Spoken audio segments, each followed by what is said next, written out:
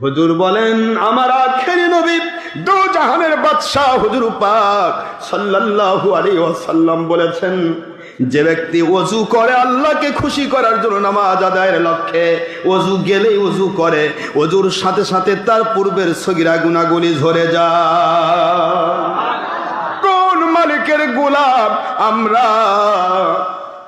ওযুর পানির মধ্যে গুনাহ ঝরে যায় রে মুসলমান। নামাজই পড়বেন না, গুনাহ ঝরবে কেমনে? নমরুদ তাই বলবে, দুনিয়ার কাফির মুশরিকরা তাই বলবে, আল্লাহর আদালতে আল্লাহ পাকের ন্যায় পরায়ণতার ভিত্তির যেন এক চুল নড়ে না, একটু সামান্যতম এক জাররা পরিমাণ জুলুম যেন প্রমাণ না হয়। এই জন্য দুনিয়াতে যেই ব্যক্তি যতই রকমের অন্যায়কারী হোক, তার নেক আমল যেগুলো আছে ওইগুলোর বিনিময় দুনিয়াতে দিয়ে দেওয়া হয়। বুঝতে পেরেছেন? নেক আমলগুলোর বিনিময় কোথায় দেওয়া হয়? যেমন ইবলিস শয়তানকে দেওয়া হলো। ইবলিস শয়তান বলে, আল্লাহ আমি তো কত আমল করেছি, 6 লক্ষ 9.5 লক্ষ বছর ইবাদত করলাম, সেটা গেল কই? কাফের বানাই দিছেন, আমার বিনিময় কই? আল্লাহ কই, বিনিময় কি চাও বলো? কই কিয়ামত পর্যন্ত হায়াত চাই, দিয়ে দিলাম। কথা বলে না, দিয়ে দিলাম। এত ইবাদত করছো, তোমার মতো ইবাদত কেউ যখন করে নাই, এত ইবাদতগার তুমি, যাও কিয়ামত পর্যন্ত হায়াত দিলাম। আর কি চাও?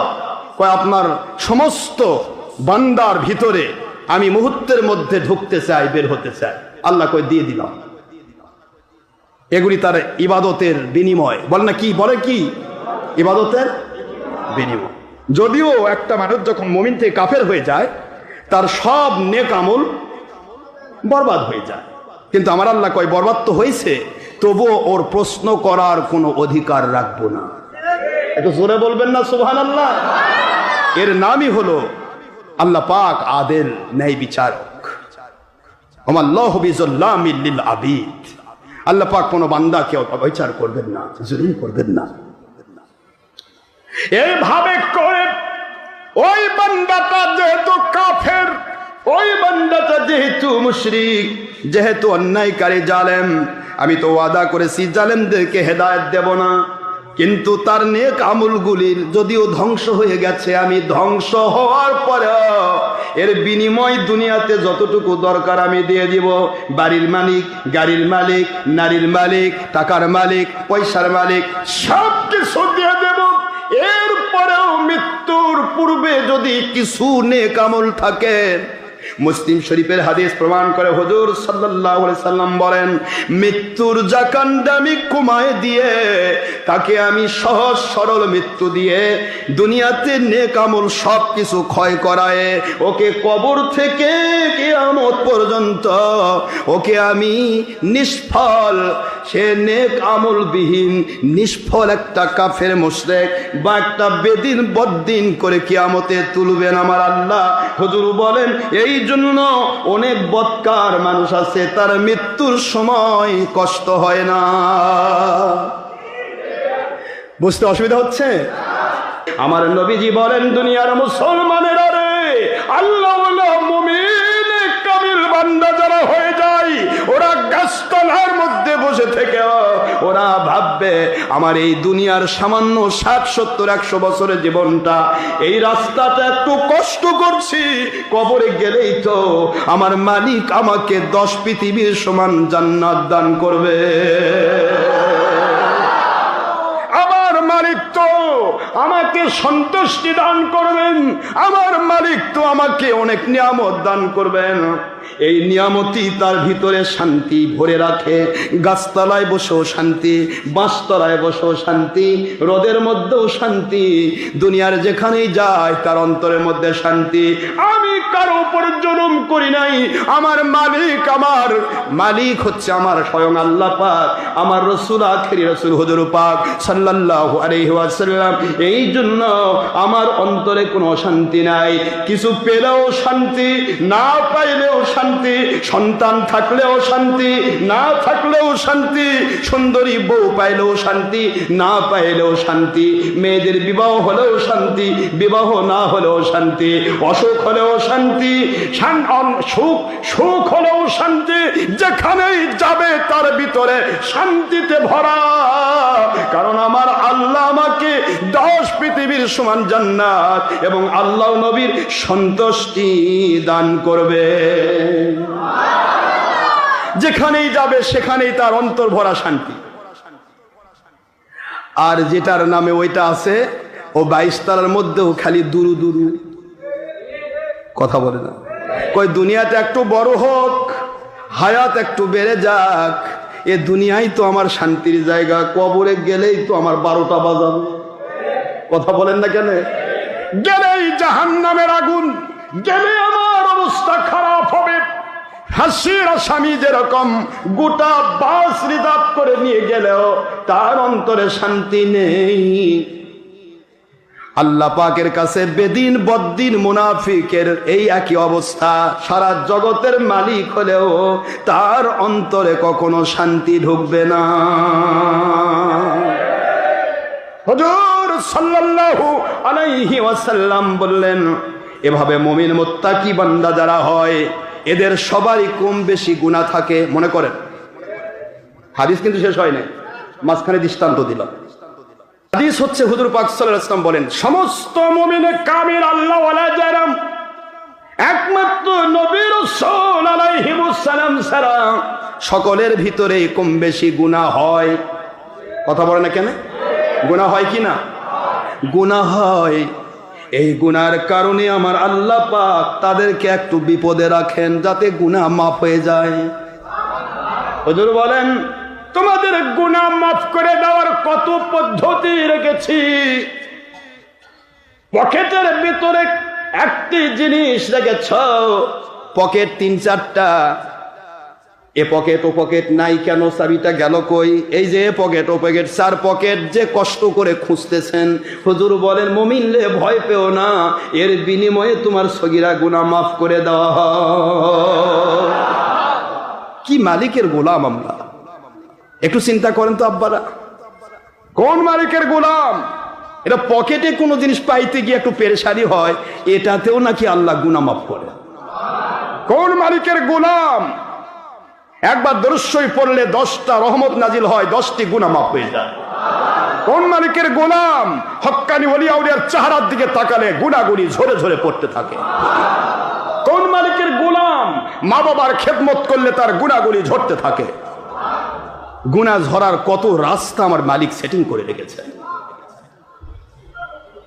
গুনাহ ঝরার রাস্তা এমনকি ইমামে আজম রহমতুল্লাহ আলাইহি বসা একজন ব্যক্তি ওযুখানায় ওযু করতেছেন। আল্লাহর ওলি বলেন, বাবা এই গুনাহটা থেকে নিজেকে রক্ষা করো। লোকটি বলে, হুজুর ও আল্লাহর ওলি, বুঝলাম না, আমি গুনাহ করেছি, আপনি দেখলেন কেমনে? আল্লাহর ওলি বলেন, আমি দেখতে পাচ্ছি তুমি যে ওযু করতেছো, ওযুর পানির মধ্য দিয়ে তোমার গুনাহগুলি ঝরে ঝরে পড়তেছে। তোমার গুনাহগুলি ঝরে ঝরে যাচ্ছে। আজকে সকাল থেকে যোহর নামাজ পর্যন্ত যত গুনাহ করেছো, সমস্ত সগীরা গুনাহগুলি ঝরে ঝরে যাচ্ছে। আমি দেখতে পাচ্ছি বাবা, তুমি নামাজওয়ালা মানুষ। ইন্নাস সালাতা তানহা আনিল ফাহশাই ওয়াল মুনকার। তুমি কি বোঝো না? নামাজ তো মানুষকে গর্হিত কাজ থেকে বাঁচায়।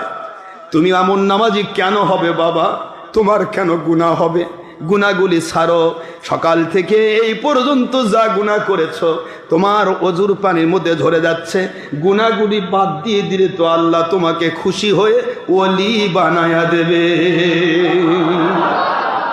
তুমি গুনাহগুলি ছাড়ো। লোকটি বলে, হুজুর আমি গুনাহগুলি করেছি, আপনি যা বলছেন সকাল থেকে জোহর পর্যন্ত যে গুনাহগুলি ঝরে যাচ্ছে আপনি বলতেছেন, এই গুনাহগুলি আমি করেছি, দুনিয়ার কেউ দেখে নাই, আপনি দেখতে পাইলেন কেমনে? হুজুর বলেন, আমার আখেরি নবী দু জাহানের বাদশাহ হুজুর পাক সাল্লাল্লাহু আলাইহি ওয়াসাল্লাম বলেছেন, যে ব্যক্তি ওযু করে আল্লাহকে খুশি করার জন্য নামাজ আদায়ের লক্ষ্যে, ওযু গেলেই ওযু করে, ওযুর সাথে সাথে তার পূর্বের সগীরা গুনাহগুলি ঝরে যায়। কোন মালিকের গোলাম আমরা? ওযুর পানির মধ্যেও গুনাহ ঝরে যায় রে মুসলমান। নামাজই পড়বেন না, গুনাহ ঝরবে কেমনে? ওলির কাছে যাবেন না, গুনাহ ঝরবে কেমনে? দরুদ সালাম তো পড়বেনই না, বেদাত কেমনে আপনার গুনাহ ঝরবে? আপনি কিভাবে গুনাহ ঝরাবেন? বাবারা আমার, 5 ওয়াক্ত নামাজ আদায় করুন, নামাজ মিস করবেন না। আমার মুরিদ মুতাকিদ ভক্ত যারা পুরুষ মহিলা যে ইনসান, টাইম বিশাল। জোহরের টাইম আসর পর্যন্ত, আসরের টাইম মাগরিবের 23 মিনিট আগ পর্যন্ত, মাগরিবের টাইম এশার আগ পর্যন্ত, এশার টাইম ফজরের আজান পর্যন্ত, ফজরের সময় পর্যন্ত, সেহরির সময় পর্যন্ত। এই সমস্ত এত বড় সময় থাকতে নামাজ কেন মিস করবেন? বাবা আমার কোন মুরিদ নামাজ মিস করবেন না, অনুরোধ করব নামাজ আদায় করুন। আপনার জীবনের 5 বার যে ওযু করেছেন, 5 বারের সকল গুনাহগুলি ঝরে যাবে। কতগুলি গুনাহ আপনার হয়েছে এই নামাজ থেকে ওই নামাজ পর্যন্ত, সমস্ত গুনাহগুলি আল্লাহ পাক ঝরাই দেবে। এটা মালিকের নিয়ামত। বাবাজিরা আমার, শেষ করে দিব, সময় বেরিয়ে গেল। নবীজি পাক সাল্লাল্লাহু আলাইহি ওয়াসাল্লাম বলেন, একটা মানুষ যতই আল্লাহওয়ালা দাবি করুক, শয়তানের ধোঁকা থেকে বাঁচা বড় মুশকিল। চারিদিকে গুনাহ ছড়ে আছে, কোন না কোন গুনার সাথে ওই মানুষটির যোগসূত্র হতে পারে।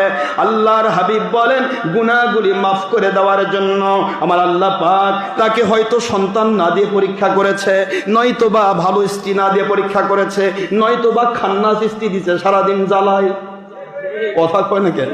আছে না এরকম মহিলা? তার গুনাহগুলি মাফ করে দেওয়ার জন্য জালেম স্বামী দিয়েছেন, জুলুম করে, আর স্বামীর জুলুমের কারণে তার গুনাহ মাফ হয়ে যায়। সুবহানাল্লাহ বলেন। তাই বলে পুরুষের আবার জুলুম করবেন না, আপনি কিন্তু জালেম হবেন। বইয়ের উপর জুলুম করা যাবে? জালেম কোনোদিন রহমত পাবে? আমি শুধু বলতেছি, হুজুর সাল্লাল্লাহু আলাইহি সাল্লাম শিক্ষা দিলেন, এভাবে করে তার জীবনের গুনাহগুলি কাটতে থাকে, কাটতে কাটতে কাটতে কাটতে জীবনে অনেক রকমের জীবন চলার পথে হয়তো বা সুস্থ অসুস্থতা দিয়ে পরীক্ষা করা হলো, এবং অসুস্থ বানিয়ে দিয়ে তার গুনাহ মাফ করে দেওয়া হলো, বিপদে ফেলে গুনাহ মাফ করে দেওয়া হলো। বুঝতে পারতেছেন? এইভাবে গুনাহ মাফ করতে করতে মৃত্যুর সময় আসা পর্যন্ত ওই বান্দার যদি আরো কিছু গুনাহ থেকে যায়, আমার আল্লাহ যেহেতু ওয়াদা করেছেন, কবরে আমার মুমিন মুত্তাকিকে আমি নিষ্পাপ করে তুলবো। জোরে বলুন সুবহানাল্লাহ। এই জন্য মরণের সময় তার মৃত্যুর জাকানদানিটা একটু বাড়িয়ে দেওয়া হয়, মৃত্যুর যন্ত্রণা বাড়িয়ে দেওয়া হয়। আর এই যন্ত্রণার মধ্যে ওই মুমিনের ঈমান আমার আল্লাহ পাক হেফাজত করেন। রাসূলের ওসিলায়, মুর্শিদি ওসিলায় তার ঈমান হেফাজত হয়ে যায়। যন্ত্রণার মধ্যে থেকে তার জীবনের সমস্ত গুনাহগুলিকে মাফ করে দিয়ে আমার আল্লাহ তাকে কবরের ভিতরে নিষ্পাপ অবস্থায় তোলে।